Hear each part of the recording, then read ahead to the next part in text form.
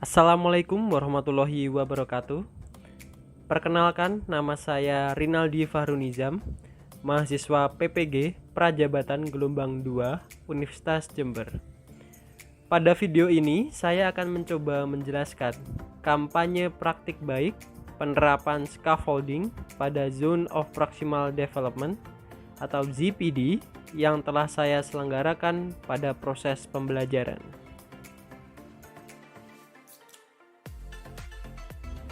Penerapan scaffolding pada ZPD ini diselenggarakan pada pembelajaran biologi kelas 11 MIPA 4 SMAN 2 Jember.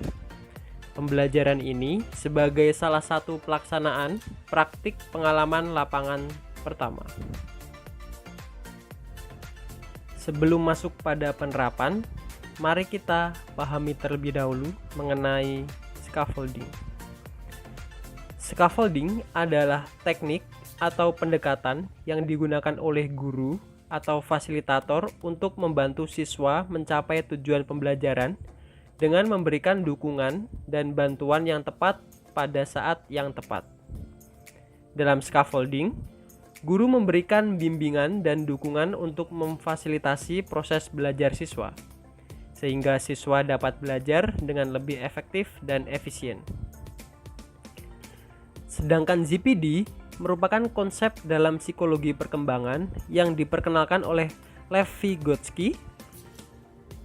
ZPD mengacu pada jarak antara kemampuan belajar aktual seseorang dan potensi mereka untuk belajar melalui bantuan dan bimbingan. Kemudian terdapat intervensi terkait penerapan scaffolding pada Zone of Proximal Development yang meliputi yang pertama pengembangan materi pembelajaran.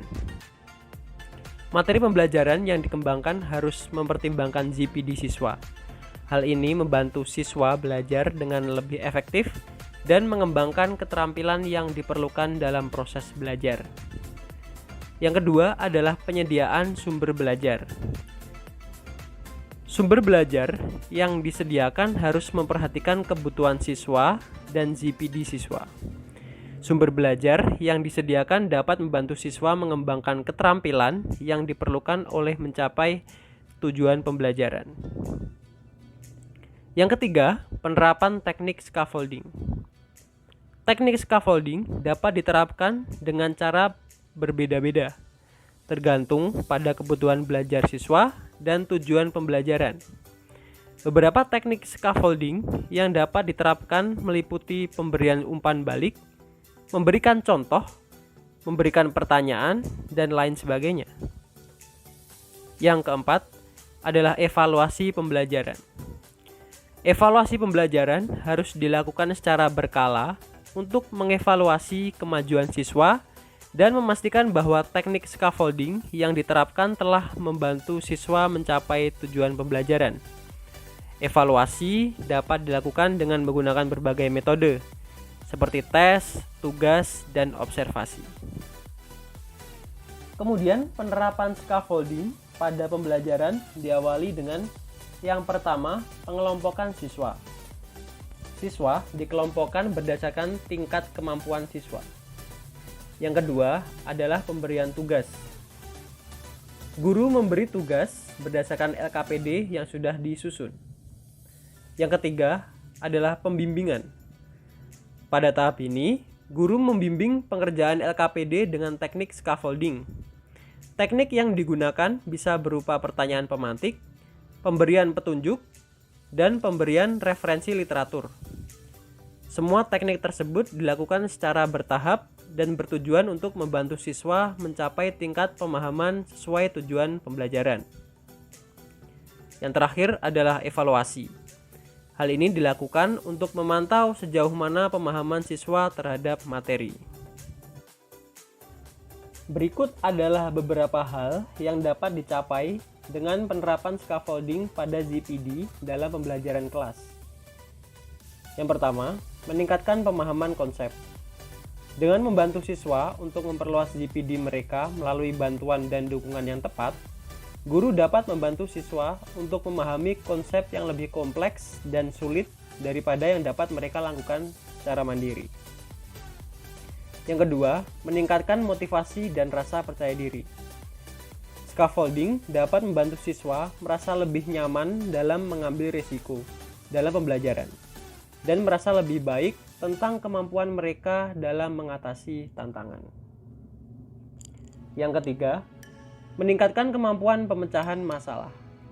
Scaffolding dapat membantu siswa untuk mengembangkan keterampilan pemecahan masalah dengan memberikan bantuan yang tepat pada saat yang tepat. Yang keempat, meningkatkan kemandirian. Tujuan akhir dari penerapan scaffolding pada ZPD adalah untuk membantu siswa agar dapat belajar secara mandiri tanpa bantuan dari orang lain. Dengan memberikan dukungan yang tepat, guru dapat membantu siswa mencapai hal itu. Yang terakhir, meningkatkan hasil belajar. Dengan membantu siswa untuk mencapai tujuan pembelajaran melalui penerapan scaffolding pada ZPD, siswa dapat mencapai hasil belajar yang lebih baik dan lebih memuaskan. Pembelajaran dan replikasi terkait penerapan scaffolding pada ZPD dapat dilakukan melalui beberapa langkah berikut. Yang pertama, menentukan tujuan pembelajaran yang jelas. Guru harus memiliki tujuan pembelajaran yang jelas dan spesifik untuk membantu siswa mencapai tujuan pembelajaran yang diinginkan. Yang kedua, mengidentifikasi ZPD siswa. Guru harus dapat mengidentifikasi ZPD siswa dengan baik melalui observasi, penilaian, dan interaksi dengan siswa. Dengan memahami ZPD siswa, guru dapat menentukan jenis bantuan dan dukungan yang tepat untuk membantu siswa mencapai tujuan pembelajaran yang ditentukan. Yang ketiga, merancang strategi pembelajaran. Guru harus merancang strategi pembelajaran yang sesuai untuk membantu siswa mencapai tujuan pembelajaran yang ditentukan melalui penerapan scaffolding pada ZPD. Yang keempat, implementasi strategi pembelajaran. Setelah strategi pembelajaran dirancang, guru harus mengimplementasikan secara efektif dalam kelas. Yang kelima, evaluasi dan penyesuaian. Guru harus terus mengevaluasi strategi pembelajaran dan mengukur kemajuan siswa dalam mencapai tujuan pembelajaran yang ditentukan. Langkah-langkah replikasi tersebut harus dilakukan secara kontinu dan terus-menerus untuk memastikan bahwa siswa terus mengembangkan kemampuan belajar mereka dan mencapai tujuan pembelajaran yang ditentukan. Demikianlah penerapan scaffolding pada pembelajaran yang saya selenggarakan. Semoga dapat bermanfaat bagi peningkatan kompetensi guru dan hasil belajar siswa. Terima kasih. Wassalamualaikum warahmatullahi wabarakatuh.